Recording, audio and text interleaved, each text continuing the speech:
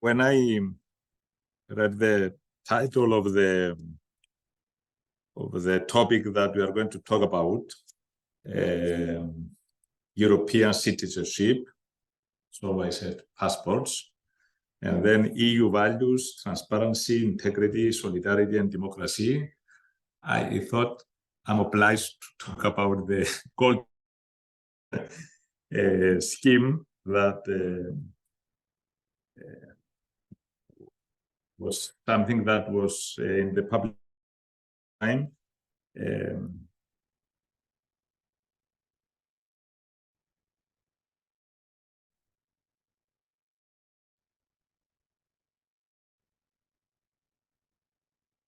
Okay, so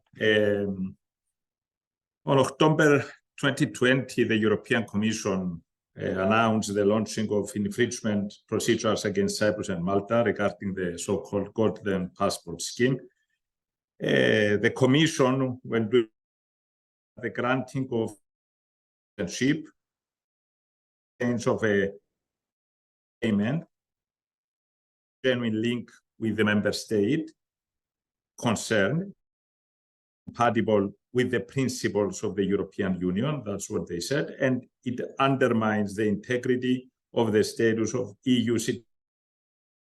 Before, President von der Leyen stressed and explained that European values, as she said, are not for sale. Was this a surprise for us? I think not. It was not. In January 2014, the European Parliament took a resolution calling on the Commission to look into the various national citizenship schemes in the light of European values. Again, I stress European values. In 2015, the Commission initiated the so-called EU pilot structured dialogue process with Cyprus and requested from our government comments on the compatibility of the program, this Golden Passport program, with EU principles and values. The legal service at that time, led by Mr. Kostas Skliridis, Attorney General, pointed out to the government that regardless of the other legality issues that I'm not going to talk now about, it was evident that the naturalization of spouses and children was illegal and constituted an abuse of power. That's what Mr. Skliridis said. What was the response by the government? That opinion was, as I said before, in July 2015. The government completely ignored the Attorney General, and a few days later, early August 2015, the President of the Republic, Mr. Anastasiadis, returned from Seychelles, where he had gone on vacation with a private plane owned by the wealthy Saudi, his friend, as he said. The Saudi, along with his spouse and 40 other relatives, had been naturalized a few months earlier, in January 2015. And as soon as the president returned and having in hand the legal opinion saying that the naturalization of spouses and children was illegal, he made sure to naturalize the second spouse of the Saudi too.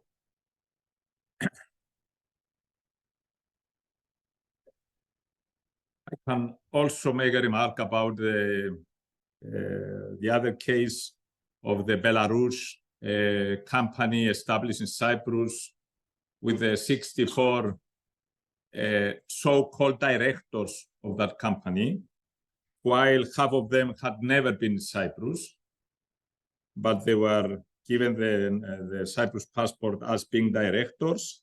And remind to our Cypriot friends here that when we try to locate the places where their houses were supposed to be, the houses that they had bought, as they told us, and car parkings instead of houses, and violation of all criteria.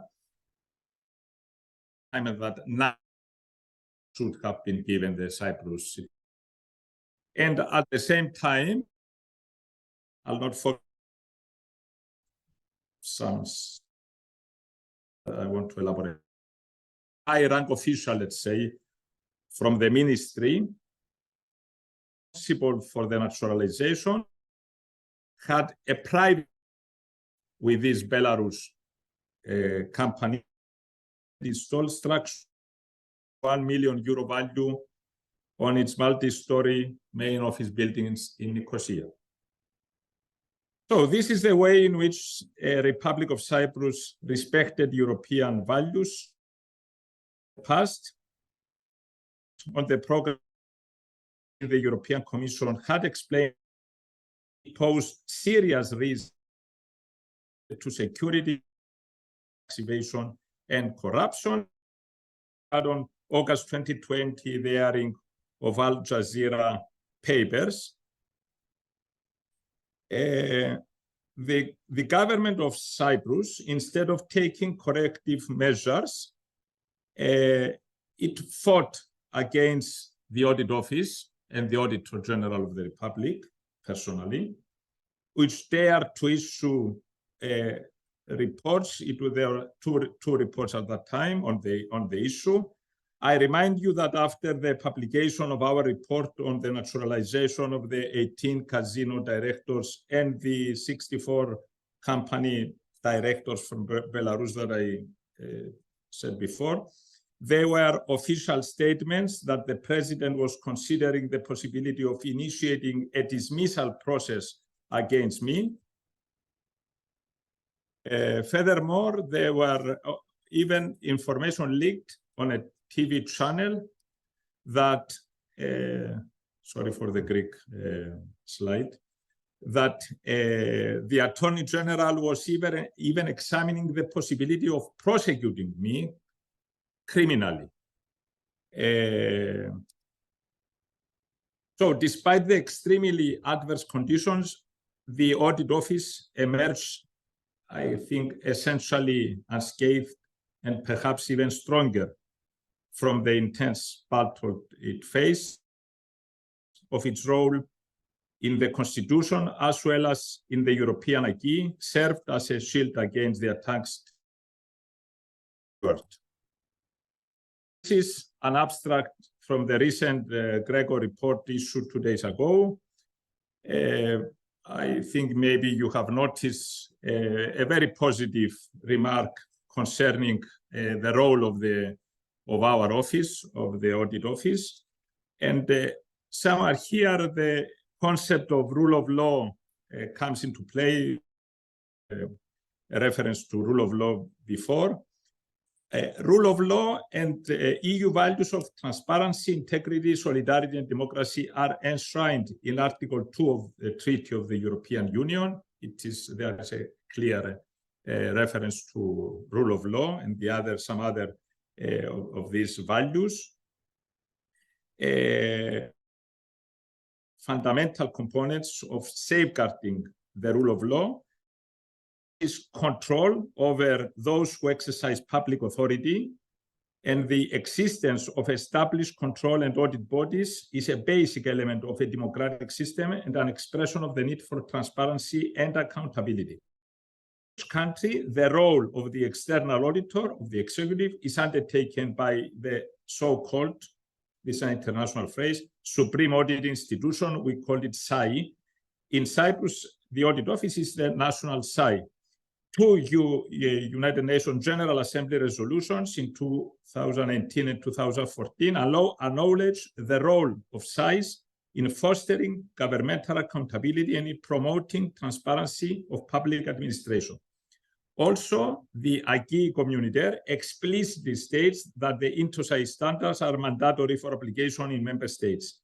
This reinforces the independence and proper functioning of SAIs as a safeguard for the protection and for maintaining EU values of transparency, integrity, and democracy.